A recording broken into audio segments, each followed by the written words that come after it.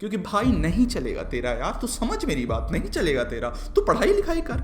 वो ये भूल जाते हैं कि वो सचिन तेंदुलकर नहीं है, तुम्हारे दिमाग में घूम रहा है और फिर वो एक दिन फट पड़ा कि होप मेरे हिसाब से भी एक रियल वाली डेथ है, और वो लोग उस प्यार को लेके अपने आप को शील्ड कर लेते हैं। यू आर जस्ट डम। नमस्कार देवी और सज्जनों, आ गए हैं, we are back with another podcast. और इस बार इस वाले पॉडकास्ट में मेरा एक आइडिया था जो मैं बहुत टाइम से सोच रहा था, और वो आइडिया कुछ ऐसा था ना कि मैं सोच रहा था कि मैं हमारे स्फीयर में कुछ लोग हैं, जैसे कि पब्लिक इंटेलेक्चुअल स्पेस में और ये इंटेलेक्चुअल यूट्यूबर्स के स्पेस में कुछ लोग हैं, जैसे कि Beer Biceps, Ranveer Allahabadia, plus Ankur Warikoo, Prakhar के प्रवचन, सदगुरु फॉर सम रीज़न, एक तरह से देखे तो सदगुरु भी, श्वेताब गंगवार और ऐसे लोग। तो ये लोग ना अपने थॉट पीसेस अलग अलग फॉर्म्स में निकालते हैं, और मैं सोच रहा था कि हम लोग उन पे रिएक्ट करते हैं, उन पे हम अपने ओपिनियन देते हैं और ये वो करते हैं। तो एक बार ट्राई करके देखते हैं, वो भी एक अच्छा फॉर्मेट लगा, क्योंकि इसमें मैं चाहता था ना ये सब ट्वीट्स देख के या ये सब इंस्टाग्राम पोस्ट देख के मेरे दिमाग में काफ़ी सारे ख्याल आते थे इन चीज़ों को लेके। तो I thought let's discuss it together, है ना। तो पहले हम लोग देखेंगे बियर बाइसेप्स के ट्वीट्स जिसमें वो बियर बाइसेप्स ज़्यादातर पॉडकास्ट का प्रमोशन रहता है फॉर सम रीज़न, लेकिन ठीक है चलता है, पॉडकास्ट अपना चल रहा है, प्रमोशन करना है। लेकिन बियर बाइसेप्स कुछ ऐसे ट्वीट्स भी करते हैं, बड़े भैया हैं, करते हैं जो मतलब ऐसे टाइप के रहते हैं जो थोड़े मोटिवेशनल रहते हैं, थोड़े इंट्रोस्पेक्टिव रहते हैं। और मैं उन ट्वीट्स पे काफ़ी ज़्यादा एक ओपिनियन रखता था। अगर मैं वो आर्टिकुलेट कर पाया इस बार तो बहुत बढ़िया, और हम लोग वही ट्वीट्स देखने वाले हैं। मैं 10 ट्वीट्स कलेक्ट करके रखा हूँ, 10 या 11 ट्वीट्स, और हम उस पर अपने थॉट्स देने वाले हैं। तो feel free to comment down below कि आपके कुछ थॉट्स हैं तो उसके ऊपर, और लेट्स बिगिन। पहला tweet: You either do well in your exams or you follow motivational social media influencers and hope that they regularly validate your poor performance. Don't let your marks define who you are. Retweet if that felt nice. तो देखो इसका कैसा है ना, इसमें मैं ये सोच रहा था कि इसमें सोशल मीडिया इन्फ्लुएंसर, इसमें दो पार्ट्स हैं कि either do well in your exams और ये। तो मैं सबसे पहले उस चीज़ को टैकल करना चाह रहा था कि सोशल मीडिया मतलब एग्ज़ाम्स वाला सिस्टम, ठीक है। तो ना लोग होते हैं और लोगों में स्पेशलाइजेशंस रहती हैं कि कुछ लोग किसी चीज़ में अच्छे रहते हैं, कुछ लोग पढ़ाई लिखाई में अच्छे रहते हैं नेचुरली ही, है ना, उनको पढ़ाई में इंटरेस्ट होता है, और कुछ लोग पढ़ाई में इंटरेस्टेड नहीं होते, उन लोग को बाकी चीज़ों में इंटरेस्ट होता है। लेकिन उसमें क्या है ना, लोग कई बार एकेडमिक्स को पीछे रख देते हैं, साइड लाइन्स पे रख देते हैं। अब कुछ चीज़ें होती हैं जो पढ़ाई को सीधे सीधे इफेक्ट करती है और जिसका हम लोग कुछ नहीं कर सकते, जैसे कुछ mental disorders, diseases like dyslexia, है ना। अगर जिसको डिसलेक्सिया है वो तो पढ़ना चाहेगा तो भी उसको दिक्कत होगी, लेकिन जिसको नहीं है और जो लोग बस ऐसे ही होते हैं, लेजी होते हैं, जिनको पढ़ने का मन नहीं है और ये सब है, वो लोग ये बोल के खुद को जस्टिफाई करते हैं आजकल के ज़माने में ज़्यादातर कि मेरे लिए बना नहीं है, क्योंकि दुनिया में ये आजकल नॉर्म हो गया है कि मतलब पैशन फॉलो करो वाला। तो इसका मतलब ये लोग समझ लिए हैं आजकल कि पैशन फॉलो करने का मतलब कि हम पढ़ाई लिखाई नहीं करेंगे और पैशन फॉलो करेंगे, और पैशन फॉलो करने से उनका मतलब ये है कि इंस्टाग्राम पे रील्स बनाना या फिर गली क्रिकेट खेलना, और फिर वो लोग बोलते हैं कि वो पैशन फॉलो करना है जस्ट बिकॉज वो ऐसी कोई चीज़ कर रहे हैं जो उनको करना पसंद है। पैशन फॉलो करना वो नहीं होता पहले तो इसमें ये बताया गया है, इसमें रणवीर भैया ये बोले कि you follow motivational speakers, social media speakers, और उनको regularly they validate your poor performance. तो इसका नाम ऐसे समझता हूँ कि बहुत सारे सोशल मीडिया पे जो लोग हैं, खासकर वैसे ये रणवीर भैया भी ऐसी कोई बात नहीं है रणवीर भैया भी ये काम कर रहे हैं, ठीक है। तो ना वो कैसा रहता है कि ना कई लोग इस चीज़ को वैलिडेट ज़रूर करते हैं, और बहुत सारे हमारे एज के लोग, हमारे जैसे स्टूडेंट्स इस माया जाल में फंस जाते हैं, और वो लोग इन सोशल मीडिया पेजेस को फॉलो करते हैं, इन सोशल मीडिया अकाउंट्स को फॉलो करते हैं, और वो लोग वैलिडेट किस तरीके से करते हैं, वो लोग इनको देखते हैं और ये लोग बोल रहे होते हैं कि अगर तुम गंदे मार्क्स लाए तो भी चलेगा, क्योंकि सो एंड सो इंसान गंदे मार्क्स आता है, क्योंकि जस्ट बिकॉज सचिन तेंदुलकर 10वीं में फेल होता था तुम भी फेल हो गए तो चलेगा, ऐसे टाइप की कोई एनालॉजी लाते हैं। मैं सोचा कि इसमें ये कैसे कॉजेशन और कोरिलेशन आता है इसमें, ठीक है। ये कोई बात नहीं होती कि सचिन तेंदुलकर तो नहीं है ना, लेकिन ठीक है, तो वो वाला कोई समझता नहीं है। यहाँ ज़्यादातर social media influencers including Ranveer भैया as far as I know, जितने वीडियोस में मैं देखा हूँ उसमें मैं काफ़ी वीडियोस में ये देखा हूँ कि ये भी वही कर रहे थे कुछ टाइम तक। अभी शायद ओपिनियन चेंज हो गया, इंसान है, दे ग्रो, है ना।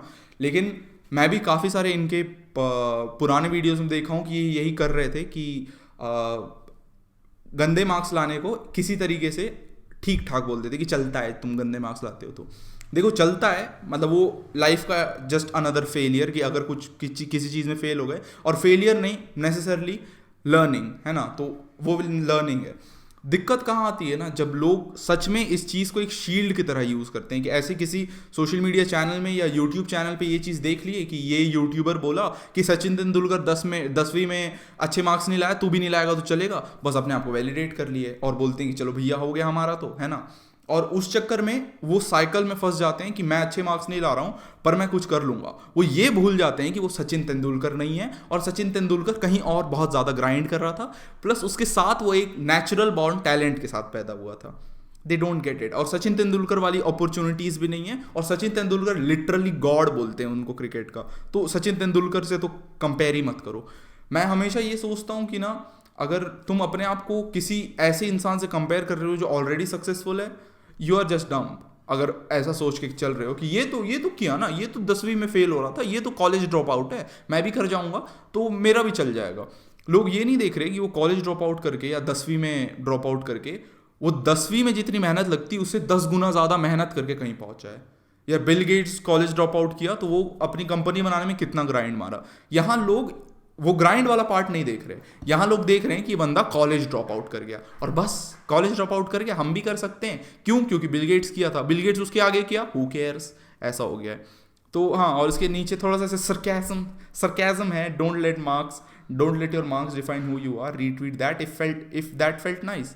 तो इसमें रणवीर भैया भी यही बोल रहे हैं, मतलब वो थोड़ा ऐसे मखौल उड़ा रहे हैं। आई गेस जितना मैं जानता हूँ, जितना मैं समझ रहा हूँ उनका कंटेंट अभी तक का, मैं जानता हूँ कि ये ऐसा कुछ ये भी थोड़ा सा ऐसे वाइब्स दिए अपने वीडियो से, marks, don't let marks define you. एक वीडियो पे मैं रिएक्ट किया था, एक वीडियो पे मैं अपने ओपिनियंस दिया था, और वो वाला ओपिनियन पीस अगर तुमने नहीं देखा तो यहाँ कहीं डिस्क्रिप्शन में गया, चैनल पे जाके देख लेना, मिल जाएगा।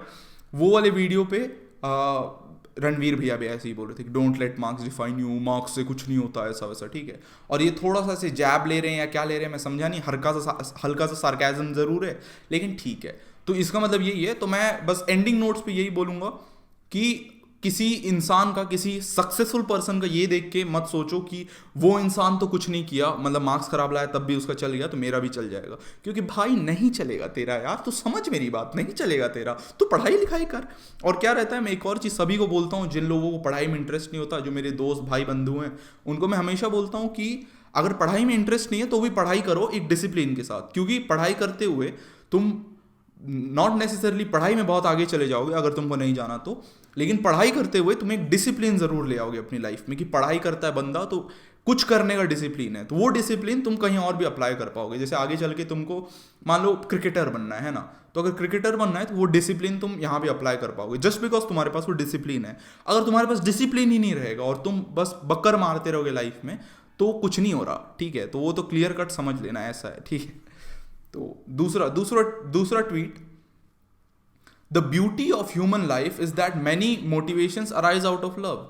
The ugliness of human life is that the most intense motivations arise out of trauma. It is easy to find out what your love is, but are you bold enough to find out what your trauma is? तो ये last part तो बस ऐसी CTA type का था ना कि comment down below guys tell me your trauma, ऐसा नहीं, चलो ठीक है तो ऐसा टाइप का। लेकिन पहला, the beauty of human life is motivations arise out of love, I agree to a certain extent, क्योंकि लव भी दो टाइप का होता है। एक लव होता है जो तुमको पुश नहीं करता आगे जाने के लिए, है ना। एक लव काफ़ी पैम्परिंग केयरिंग सा लव होता है। तो उसमें मे बी अगर तुम उसको दो पर्सपेक्टिव से देखो, एक पर्सपेक्टिव ये होता है कि बहुत सारे तुम ऐसे लोगों को अपने आसपास बहुत देखोगे। अपने आसपास अगर देखोगे ना, तुमको दो टाइप के लोग दिखेंगे लव से रिलेटेड वाले। एक ऐसे लोग जो अपने मम्मी पापा जिनको बहुत ज़्यादा पैम्पर करते हैं और वो मम्मी पापा का प्यार लेके ये सोचते हैं अपने मन में कि इतना प्यार मिल रहा है, बहुत बढ़िया, अब मैं इनके लिए कुछ करूंगा जस्ट बिकॉज ये लोग मेरे से इतना प्यार करते हैं and I can not let them down, ऐसे टाइप का। ये टाइप के लोग भी होते हैं।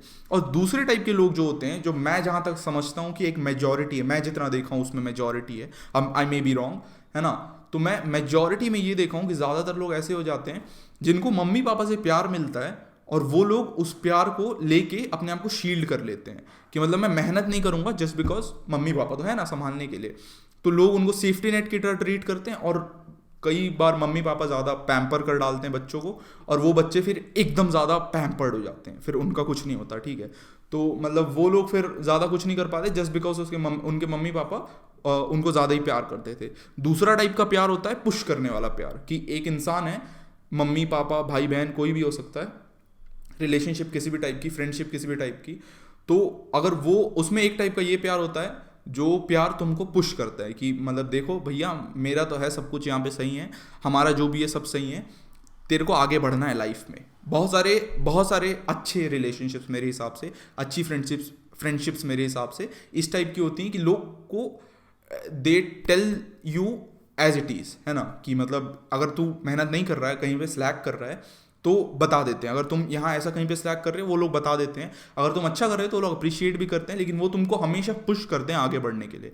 और दूसरा टाइप का प्यार होता है, जो प्यार होता है भाई मक्खी भाई, दूसरा टाइप का प्यार जो होता है वो प्यार होता है कि जो तुमको पीछे खींचता है एक तरह से, कि वो रहता है कि तू काम को ज़्यादा प्रायोरिटाइज करता है, बेसिकली टॉक्सिक लव, है ना, कि मतलब तू काम को बहुत काम करता है, तू ये वो करता है और मैं नहीं कर रहा तेरे से बात, ये वो, ठीक है, मैं नहीं कर रहा तेरे से कुछ भी, मेरा लेना देना नहीं है, ऐसा ऐसा करके, तो वैसे वाला, तो वो वाला प्यार भी एक टाइप का होता है। तो वो हो गया प्यार का सिस्टम, 4 टाइप के, ठीक है। दूसरा क्या है ना, the ugliness of human life is that most intense motivations arise out of trauma. तो ना इसके लिए आई एग्री, बहुत सारे ऐसे मोटिवेशंस होते हैं जो एकदम हार्डकोर, जो मतलब ऐसे बचपन में कोई मान लो, या फिर बहुत सारे ट्रॉमास ऐसे होते हैं कि किसी क्रश को अपने प्रपोज करने गए, वो बोलती कि तू तो मोटा है, तो फिर वो 2 साल में 6 पैक्स बना के ले आया, है ना, वो मेहनत किया क्योंकि उसको उससे मोटिवेशन मिली, वो नेगेटिव मोटिवेशन है काइंड ऑफ, है ना। और नेगेटिव मोटिवेशन मतलब कोई तुमको सीधा बोल रहा है, और ट्रॉमा वाली यही मोटिवेशन हो सकती है नेगेटिव की, कुछ देखे जो गलत हुआ तुम्हारे साथ, या गलत किसी भी सेंस में रॉन्ग हुआ जो तुमको हर्ट किया, लेकिन तुम लोग उसको फ्यूल जैसा बनाए मोटिवेशन के लिए। बस मेरे हिसाब से इसमें एक ही दिक्कत ये है कि ना बहुत सारे लोग उस ट्रॉमा को रिप्लेस करने की कोशिश करते हैं सक्सेस से।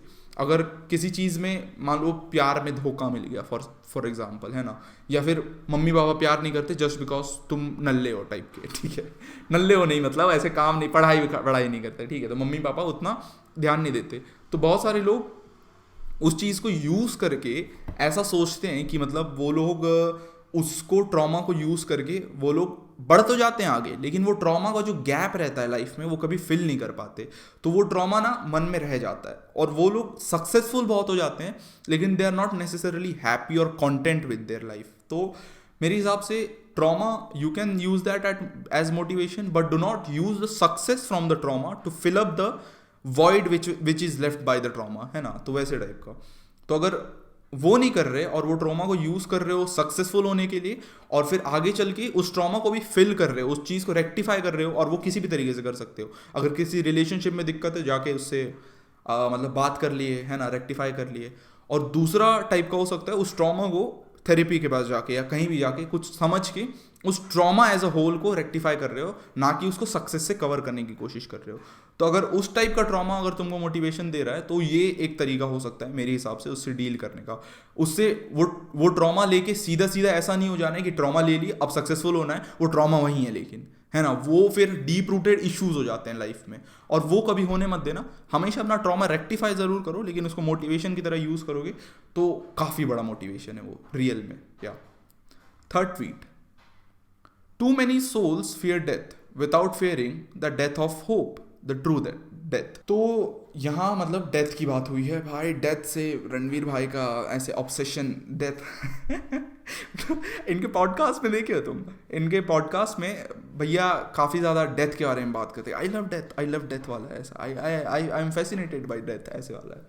तो ना डेथ के बारे में too many souls fear death, तो मतलब यहाँ 2 टाइप की डेथ वाली बात हुई है ना, एक फिजिकल डेथ, मरने वाली डेथ की मर गया बंदा, है ना, गुजर गए, ताऊ गुजर गए ऐसे टाइप का ताऊ जी गुजर गए वाला, और दूसरी वाली डेथ ऑफ होप, है ना। तो मेरे हिसाब से ना one of the guiding things जो इंसान को इंसान बनाता है वो है होप। मतलब होप इन द सेंस कि कैसा, कि मतलब वो इंसान किसी चीज़ को लुक फॉरवर्ड कर रहा है बिकॉज उसको भरोसा है कि ऐसा कुछ होने वाला है या होगा।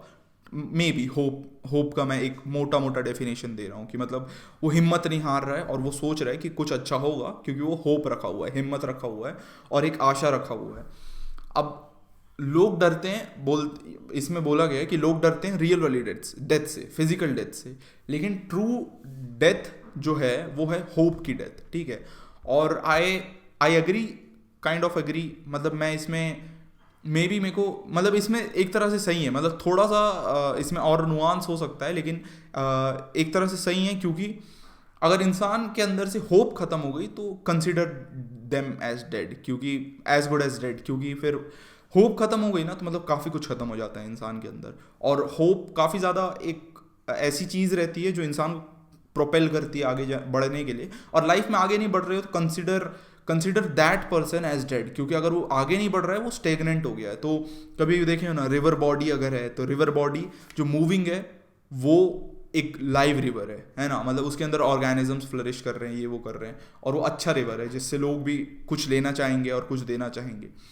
और एक स्टेगनेंट जगह है, स्टेगनेंट कुछ है तो फिर उसको वो गंदा हो जाता है बहुत टाइम पे, और ये वो हो जाता है ना। तो मतलब होप हम लोग को ड्राइव करता है, मतलब मैं थोड़ा सा वेग एग्जांपल दे दिया क्योंकि लेक्स भी होते हैं रुके हुए, लेकिन उसका इकोसिस्टम अलग होता है। फिर मैं बायोलॉजी में नहीं जा रहा, मैं 2 साल पहले छोड़ चुका हूँ प्लीज़। लेकिन उसका कैसा कि मतलब अगर रुक गए लाइफ में, अगर होप नहीं है तो जनरली लोग लाइफ में रुक जाते हैं, और अगर होप नहीं है तो इंसान के अंदर से जीने की इच्छा खत्म हो जाती है बेसिकली, आई गेस। तो होप आई गेस मेरे हिसाब से भी एक रियल वाली डेथ है, क्योंकि अगर होप खत्म हो गई ना तो फिर what will you look forward to, है ना। मतलब अगर जिंदा है तो each day we look forward to the next day, है ना, कि 10 साल में मतलब 5 साल में ये होने वाला है, या 6 महीने में फ़ोन लेने वाले हैं, या ये करने वाले हैं, वो करने वाले हैं, लेकिन सब कर लिए और होप ही खत्म हो गया और कुछ नहीं होगा, तो फिर मतलब इंसान as good as dead, isn't it. मतलब वो मर जाए तो, अगर मतलब होप टोटल खत्म हो गई है तो उसकी बात कर रहा हूँ, ऐसा नहीं कि अभी थोड़ा होपलेस हैं और उसके बाद फिर आगे चल के होप आ गई, उसकी बात नहीं कर रहा हूँ। मतलब इंसान के अंदर से टोटल होप खत्म हो गई है तो फिर that is a really bad place to be in मेरे हिसाब से, क्योंकि होप खत्म हो गई ना तो फिर काफ़ी दिक्कत होती है। और लेकिन आई वुड ऑलवेज सजेस्ट कि आई वुड ऑलवेज एडवाइस कि वो होप को वापस लाने की कोशिश करे थ्रू अदर मीन्स। अगर किसी एक चीज़ में होप खत्म हो गई तो अलग अलग चीज़ों में लाए, अलग अलग चीज़ों में उस चीज़ को घुसने की कोशिश करे, ताकि अलग अलग चीज़ों से होप मिले और एक ही रीज़न ना रहे जीने के लिए, है ना। लेकिन ये बात सही है कि अगर होप खत्म हो जाती है तो बहुत कुछ खत्म हो जाता है, मतलब मे बी डेथ टाइप का खत्म हो जाता है। Success always comes from sacrifice, true I guess नहीं, अभी मैं जितना लाइफ में जो कर रहा हूँ, इससे एक ही चीज़ समझ आई है कि एक्चुअली अगर तुमको सक्सेसफुल होना है ना तो बड़े सेक्रीफाइसेस देने होंगे पहले तो, मतलब अच्छे खासे सेक्रीफाइसेस इन द सेंस कि ना तुमको सक्सेस, और वो सेक्रीफाइस मतलब ज़रूरी नहीं है कि तुम काफ़ी ऐसे मतलब बच्चे की बलि दे दो, है ना, किसी बच्चे की बलि दे दो, वैसा वाला सेक्रीफाइस नहीं। सेक्रीफाइस इन द सेंस कि तुम लोग उसमें जा रहे हो और वो सक्सेस को देख रहे हो कि मतलब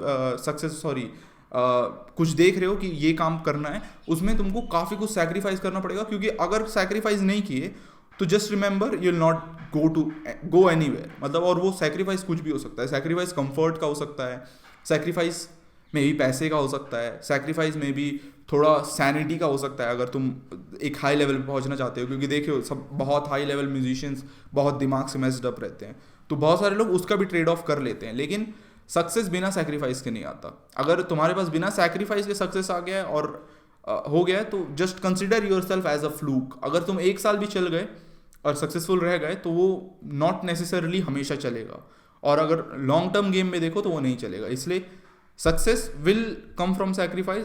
तुम सेक्रीफाइस नहीं कर रहे हो तो तुम सक्सेसफुल उतने नहीं रह पाओगे, क्योंकि ऐसे कोरिलेशन काफ़ी ज़्यादा है दोनों में कि सेक्रीफाइस करे तो मतलब टाइम सेक्रीफाइस करके सक्सेसफुल होने के लिए टाइम इन्वेस्ट करे। सेक्रीफाइस इन द सेंस कि इन्वेस्ट करना, हाँ, मतलब मे बी सेक्रीफाइस को सेक्रीफाइस की तरह ना देखो और इन्वेस्टमेंट की तरह देखो, कि अगर तुम अपना टाइम सेक्रीफाइस कर रहे हो तो वो इन्वेस्ट कर रहे हो सक्सेसफुल होने के लिए। अगर तुम अपना कंफर्ट सेक्रीफाइस कर रहे हो तो वो कंफर्ट इन्वेस्ट कर रहे हो सक्सेसफुल होने के लिए। तो अगर तुम सैक्रिफाइस को, अरे वाह, बड़ी बात, बढ़िया बात है ना। अगर कंफर्ट को, अगर तुम सैक्रिफाइस को अगर एक सैक्रिफाइस ना देख के एक इन्वेस्टमेंट की तरह देखो सक्सेस के लिए, तो दैट विल बी गुड। अगर एक माइंडसेट शिफ्ट लेके आ गए कि हम लोग कुछ चीज़ में इन्वेस्ट कर रहे हैं, जैसे स्टॉक मार्केट में इन्वेस्ट कर रहे हो तो पैसा तो देना पड़ता है ना, टेक्निकली तो वो भी सैक्रिफाइस है, क्योंकि तुम पैसा फेंक रहे हो, मतलब दे रहे हो किसी और को, अपने पास नहीं है पैसा अब वो।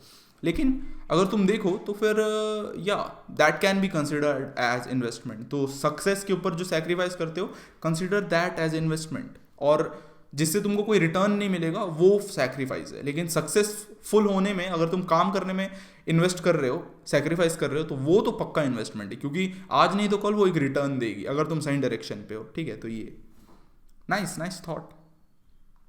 Psychology is the study of the software of your mind. Neuroscience is the study of the hardware of your mind.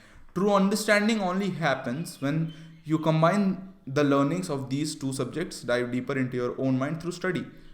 पता नहीं, इसमें मैं थोड़ा सा स्केप्टिकल हूँ, क्योंकि अब मैं नहीं जानता। देखो साइकोलॉजी जितना मैं जानता हूँ कि मतलब वो काफ़ी कुछ से रिलेटेड रहता है, नॉट, क्योंकि मेरे हिसाब से ना कैसा है कि साइकोलॉजी काफ़ी टाइम न्यूरोसाइंस में हेल्प करता है, न्यूरोसाइंस समझने में, और न्यूरोसाइंस कई बार साइकोलॉजी समझने में हेल्प करता है। मतलब ये मे भी यहाँ पे ज़्यादा अच्छे से एलैबोरेट नहीं किए इसलिए लग रहा है, लेकिन मेरे को लगता है कि ये काफ़ी ज़्यादा हार्ड डिस्टिंक्शन दे दी कि सॉफ्टवेयर साइकोलॉजी और न्यूरोसाइंस हार्डवेयर है। मतलब हाँ, थॉट से ही रिलेटेड रहती है साइकोलॉजी, लेकिन I don't know, may be क्योंकि इसमें थोड़ा वो लग रहा है, न्यूरोसाइंस ये थोड़ा जनरलाइजेशन है लग रहा है, मतलब कि साइकोलॉजी सॉफ्टवेयर का स्टडी है और न्यूरोसाइंस हार्डवेयर का स्टडी है, थोड़ा सा जनरलाइज्ड लग रहा है। मेरे हिसाब से दोनों काफ़ी ज़्यादा को रिलेटेड है, इन द सेंस कि न्यूरोसाइंस में भी बहुत सारे सॉफ्टवेयर एलिमेंट्स हो सकते हैं और साइकोलॉजी में भी बहुत सारे हार्डवेयर एलिमेंट्स हो सकते हैं। कि मतलब हाँ, अब एग्जाम्पल तो नहीं आ रहा है, लेकिन ना साइकोलॉजी में मे बी इस टाइप का एलिमेंट हो सकता है कि हम लोग कुछ चीज़ से डील कर रहे हैं, तो वो कुछ सर्टेन फैक्टर्स जो कि फिजिकल हैं उसके कारण एट्रीब्यूटेड है ना, तो वो सॉफ्टवेयर मतलब नॉट नेसेसरीली थिंकिंग, कुछ ऑब्जेक्ट या फिर इंसान के से रिलेटेड भी हो सकता है साइकोलॉजी, और इनसाइड आवर माइंड से भी।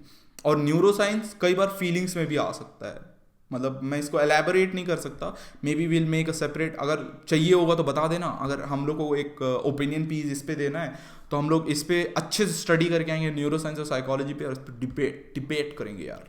तो हाँ, मतलब I think it is too generalised in my opinion.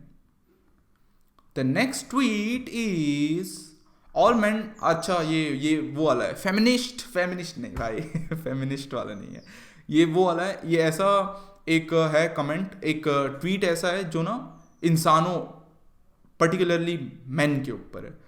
All men aren't commitment phobic, but lately I have been seeing too many men who have stopped believing in love thanks to the broken relationships. The problem isn't with their exes. The problem is not teaching boys to cope with emotional trauma. Too many boys need to heal. Too many boys need to be taught how to cry. Here's the manual. Revisit the memory that breaks you the worst. Write or meditate to get there. When you feel the pain, feel it more. Let it out. You will feel lighter after crying or go for therapy. तो इसमें देखें कि इसमें first part ये है कि ना commitment phobia, मतलब लड़कों में आजकल कमिटमेंट, और अगेन आई गेस कि ये शायद ना थोड़ा नैरो है, क्योंकि ये कमिटमेंट फोबिया सिर्फ लड़कों में नहीं है, मतलब इट इज़ अबाउट ह्यूमंस, कि एक ह्यूमंस रहते हैं जो चीट करते हैं और दूसरा सेक्टर रहता है जो धोखे खाता है, और उन लोग कमिटमेंट फोबिक हो जाते हैं PTSD के कारण, क्योंकि वो लोग धोखे खाए थे। तो मे बी मैन की बात नहीं है इसमें, मे बी ये थोड़ा ज़्यादा ऐसे टारगेटेड ट्वीट था कि मतलब ऐसे एक ऑडियंस को कैपिटलाइज करने के लिए, लेकिन आई डोंट अग्री कि मैन का है, या मे बी एलैबोरेट नहीं किए आगे, या चाहते होंगे एलैबोरेट करना लेकिन करे नहीं है। लेकिन आई गेस मैन वाला बस पार्ट नहीं है, इसमें विमेन वाला भी पार्ट है, कि मतलब लड़कियां भी बहुत सारी कमिटमेंट फोबिक है, और उनका भी यही रीज़न है कि ब्रोकन रिलेशनशिप, और मतलब कुछ टूट गया, ख़राब हो गया PTSD के कारण, मतलब उसके वो टूटी रिलेशनशिप के कारण PTSD हो गई, और उस PTSD के कारण फिर आगे नहीं बढ़ पा रहे, प्यार के ऊपर बिलीव नहीं कर पा रहे। लेकिन ये ना, ये जो प्रॉब्लम है कि not teaching boys to cope with, यहाँ बॉयज़ ना हाईलाइटेड है, cope with emotional trauma, too many boys need to heal. I don't agree कि बॉयज़ ही होते हैं ऐसे। आई थिंक कि ये इंसानों वाली बात है अगेन कि एक लड़का और लड़की, ऐसा वाला नहीं है कि लड़के ही कोप कर रहे हैं और लड़कियां ही काट रही हैं, ऐसा नहीं है। इंसानों वाली बात है कि एक ग्रुप ऑफ पीपल है जो कोप कर रहा है और एक ग्रुप ऑफ पीपल है जो काट रही है ना, काट रहे हैं। तो ऐसा है। और ये तो इंडियन हमारी सोसाइटी में ही है कि मतलब किसी को, भाई कैमरा गिर जाता मेरा, ये तो हमारी सोसाइटी में ये है कि ना किसी को कोप करना नहीं सिखाया गया। मतलब no one is taught to deal with emotional trauma. We are just taught कि भाई इमोशनल ट्रॉमा आने मत दे या फील मत कर, काइंड ऑफ, मतलब नम हो जाओ उस चीज़ को लेके। मैं ज़्यादातर देखा हूँ लोगों को ऐसे टीच किया जाता है कि ना इमोशनल ट्रॉमा फील मत कर, डोंट बी वीक क्योंकि इमोशनल ट्रॉमा फील मत कर, है ना। लेकिन मेरे हिसाब से भी कोपिंग सिखाना बहुत ज़रूरी था, जो हम लोग नहीं कर पाए एज अ सोसाइटी में भी, मतलब एज अ सोसाइटी, मतलब मैं जितना देखता हूँ उसमें तो नहीं कर पाए हैं। और उसमें ये दिक्कत है ना कि ना लोगों को जब कोपिंग नहीं सिखाते ना, जब उससे डील करना नहीं सिखाते, तो फिर वो लोग अंदर ही अंदर टूटे रह जाते हैं, पीटीएसडी रह जाती है उनके अंदर। और उसके बाद फिर वो पीटीएसडी इधर उधर निकलती है, मतलब अलग रिलेशनशिप्स में निकलती है। लोग सोचते हैं कि ये तो नहीं चला, आगे का क्या भरोसा, है ना, ऐसे टाइप का। तो इसलिए आई एग्री कि मतलब many boys need to heal and stuff like that. लेकिन आई गेस ऐसा है कि ना इसमें जनरलाइजेशन काफ़ी है कि मतलब लड़के हैं, बॉयज़ यहाँ पे बार बार हाईलाइट हुआ है और बॉयज़ यहाँ पे वो लिखा है कैपिटल में, लेकिन ऐसा नहीं है, लड़कियाँ भी गो थ्रू दिस, है ना। और too many boys need to be taught how to cry, here is the manual, revisit the. अच्छा, ये दूसरा पार्ट ये है कि how to do that, how to vent out emotions. तो I guess revisit the memory breaks you the worst, right और meditate to get there. ये ना काफ़ी ज़्यादा, मतलब ये जो है ना कि मेमोरी पे जाओ और उसको मेडिटेट करो, उसके ऊपर ये वो करो, है ना, ये काफ़ी ज़्यादा इंट्रोस्पेक्टिव लगता है। और मैं नहीं समझता मेरे हिसाब से कि ज़्यादातर लोग इस लेवल पे हैं कि इतना ज़्यादा इंट्रोस्पेक्ट कर सकते हैं किसी चीज़ को लेके, मतलब उस चीज़ को लेके कि रिविजिट द मेमोरी, मतलब जाओ और उसके ऊपर मेडिटेट करो जाके, राइट और मेडिटेट टू गेट देयर। मतलब most of the people can not do that, क्योंकि वो मेरे हिसाब से काफ़ी हाई लेवल इंट्रोस्पेक्शन है। अगर तुम मेडिटेट करके वहाँ तक पहुँच पा रहे हो तो काफ़ी हाई लेवल इंट्रोस्पेक्शन है कि तुम अपने अंदर इतना झांक के देख सकते हो कि उस मेमोरी तक पहुँच सकते हो। मेरे हिसाब से इसका ईजी तरीका ये है कि तुम उस चीज़ के बारे में किसी से कॉन्वर्सेशन करो, क्योंकि कॉन्वर्सेशन हील अ लॉट अगर तुम सही इंसान के साथ कर रहे हो। और कॉन्वर्सेशन है ना, do not try to reach anywhere उस कॉन्वर्सेशन के साथ। मतलब ऐसा नहीं कि एक एम लेके चल रहे हो उस कॉन्वर्सेशन को, कि ये एम है कि ये कॉन्वर्सेशन चल रही है, अब हम लोग उस कॉन्वर्सेशन को इमोशनल हीलिंग के लिए लेके जाएंगे। मतलब आई थिंक कि तुमको उसको हीलिंग और ये सब देखने से अच्छा तुमको बस उसको एक कॉन्वर्सेशन की तरह ट्रीट करना चाहिए। क्योंकि जब तुम कॉन्वर्सेट करते रहोगे किसी के साथ भी, एक सही इंसान ढूंढना जो सुन पाए, ठीक है। और जब तुम इस चीज़ को कॉन्वर्सेशन के रूप में लेके आओगे ना, तो क्या रहेगा कि उससे तुम अपनी सही में ट्रू फीलिंग्स निकाल पाओगे। और अगर तुम उसको वेंट आउट करने के या फिर अपनी फीलिंग्स को बाहर ला के रखने के नज़रिए से देखोगे ना, तो I think you will over complicate the stuff. इसलिए आई थिंक कि कॉन्वर्सेशन कर लो, उससे अच्छा जो तुम यहाँ पे लिखा है कि मेडिटेट और ये वो करना, राइट और मेडिटेट ये सब करने से अच्छा बेटर कि have a conversation with someone if you have that someone, और if you do not have that someone, if you can find that someone that is well and good. अगर if you can not find that someone तो क्या बोलते हैं, खुद के साथ बातें करो। मतलब मेरे हिसाब से उसका कॉन्वर्सेशन है। अगर तुम ये करने जाओगे ना मेडिटेशन और ये वो, आई डोंट थिंक सो तुम वहाँ पहुँच पाओगे। खासकर मैं इंटरमीडिएट, मतलब बिगिनर और इंटरमीडिएट लोगों के लिए बता रहा हूँ। मेरे हिसाब से ये वाला बहुत हाई लेवल वाली चीज़ है कि मतलब इंट्रोस्पेक्ट करके वहाँ तक पहुँच गए। लेकिन वो बिगिनर इंटरमीडिएट्स के लिए बता रहा हूँ कि आई डोंट थिंक सो तुम वहाँ इतने जल्दी पहुँच पाओगे उसके थ्रू। इसीलिए या इस टाइप का है उसमें, ये सीन है उसमें कि हाँ। और रोना तो भाई ये तो वो बात ही नहीं है कोई रोने वाली, ठीक है। रोना ज़रूरी है, नेसेसरी है आजकल रोना, और निकाल लेना सब कुछ। कभी भी अपने अंदर रोना कंट्रोल मत करना किसी भी सर्कमस्टेंस में। और अगर तुमको कोई बोलता है कि मत रो, उसके मुंह पे रो, उसको देख के रो, उसको बुरा फील कराओ कि तू मेरे को रुलाया वाला। Physical pain is response to injury, emotional pain is response to thought. One's mind has the ability to cure emotional pain every time one practices mindfulness. Thought is a beast that can be tamed through daily meditation and yoga. Stay in the moment. इसमें मेरे हिसाब से थोड़ा सा ज़्यादा generalisation है। Physical pain is response to injury, emotional pain is response to thought.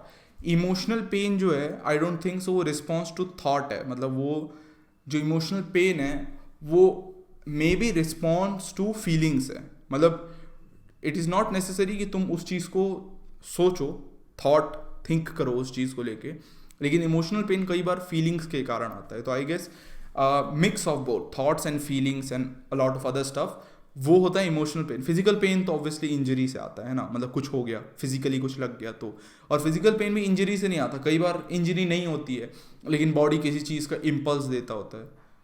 तो may B I guess कि इसमें जो इंजरी वाला पार्ट है ना, जो इंजरी मतलब physical pain is response to injury, वो भी थोड़ा ज़्यादा जनरल, मतलब मे बी ये ट्विटर के लिए बना हुआ है, ठीक है, ट्विटर के लिए ऐसे क्विक थॉट वाला। लेकिन इंजरी का भी ज़रूरी नहीं है कि कुछ हो तभी होता है, बॉडी कई बार कुछ चीज़ का सिग्नल देने के लिए भी फिजिकल पेन देती है।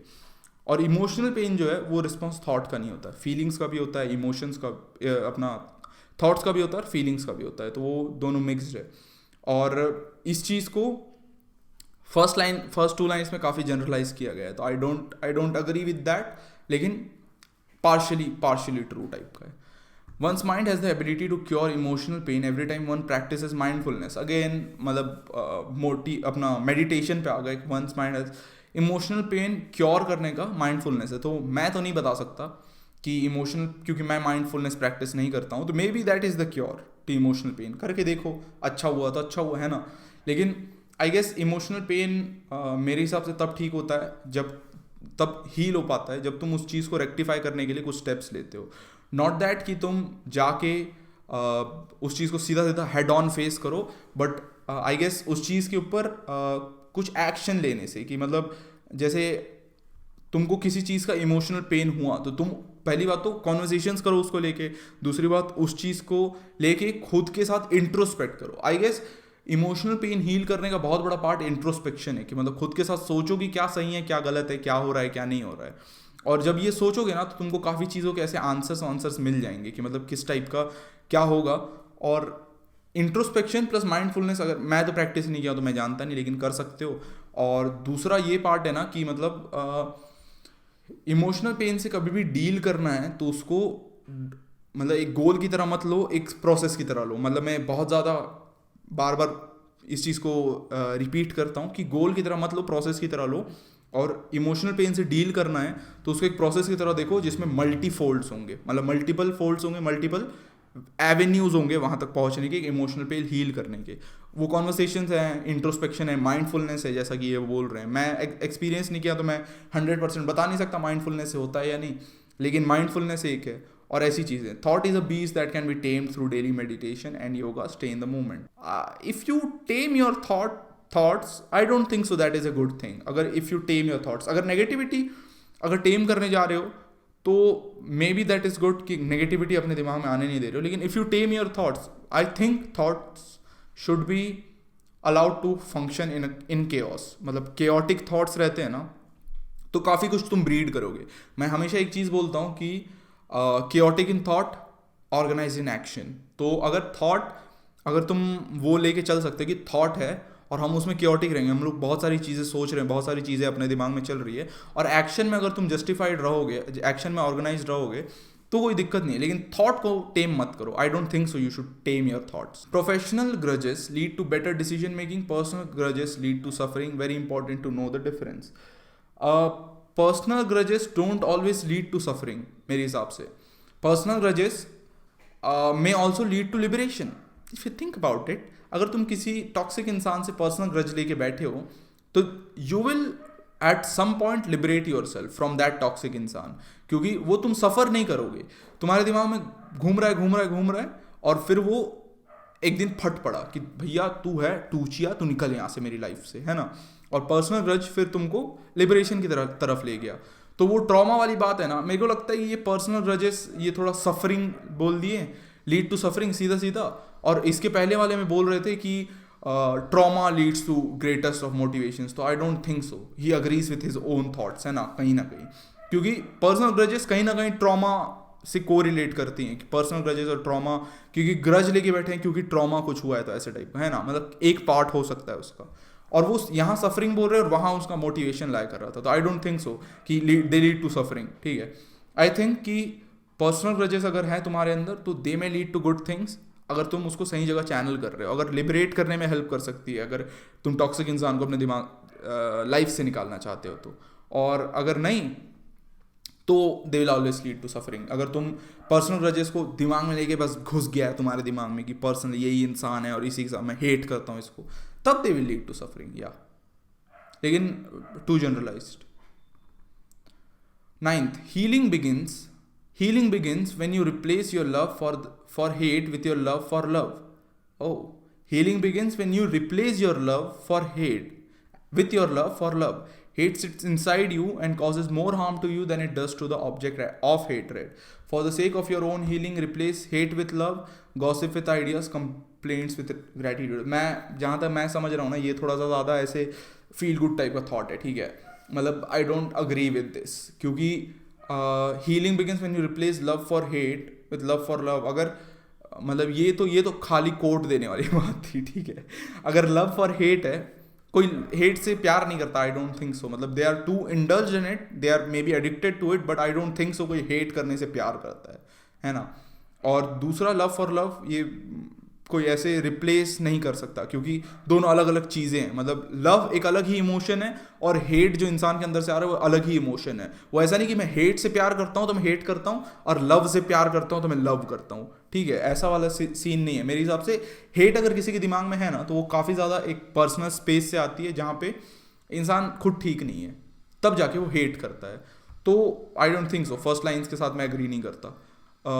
और इसको sits inside you and causes more harm to you, या ट्रू। हेट का भी एक पार्ट होता है, मतलब तुम अननेसेसरी हेटरेड है किसी के लिए, ठीक है, मतलब ऐसे रैंडम यूट्यूबर को देखे तुम गाली दे देते हो जाके, है ना, वो तो टुचियापा है, उसमें मत करो, वो चीज़ मत करो। लेकिन आई गेस कि अगर तुम्हारे अंदर सही चीज़ों के लिए हेट है, जैसे अगर हमारे ग्रेट फ्रीडम फाइटर्स के दिल में अंग्रेज़ों के लिए हेट नहीं होती तो we would still have been a colony of Britishers, है ना। अगर नेताजी, सुभाष चंद्र बोस और भगत सिंह और सुखदेव और राजगुरु और ऐसे लोग और नहीं होते तो we would have not got our independence, है ना। और वो नहीं मिलता तो फिर, क्योंकि वो एक हेटरेड थी, मतलब वो एक हार्ड कोर हेटरेड थी ब्रिटिशर्स के लिए, जो जाके रेसिप्रोकेट हुई, अपना ट्रांसफॉर्म हुई एक फ्रीडम स्ट्रगल में। तो आई गेस हेट टाइप की होती है, मतलब अननेसेसरी हेटरेड है, निकाल दो, जितना जल्दी हो सके निकाल दो अपने अंदर से। और अगर वैसी वाली हेटरेड है, ठीक वाली हेटरेड है, जो सही चीज़ों के लिए हेटरेड है, you can use that to do a lot of things. For the sake of your own healing, replace hate with love. वही अगेन रिप्लेस नहीं कर सकते, मतलब वही है ना, you can not replace fat with muscle, you can burn fat and gain muscle, but you can not replace fat with muscle. तो इसमें वही लगता है मेरे हिसाब से कि हेट को लव में ट्रांसफॉर्म और ऐसे आपस में एक्सचेंज नहीं कर सकते, लेकिन मतलब हेट कम करके लव बढ़ा सकते हो ज़रूर। गॉसिप विथ आइडियाज़, तो इसमें तो कर सकते हो, किसी के बारे में इधर उधर चुगली करने से अच्छा तुम आइडियाज़ पे डिस्कस कर लो, है ना।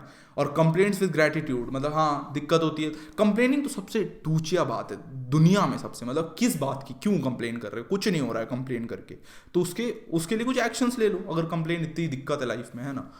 और never reject your culture in the chase to be modern or politically correct. You are denying yourself of centuries of wisdom, guidance and psychology when you don't study ancient texts. Your textbooks have been around for decades. Spiritualism has been around since millennia.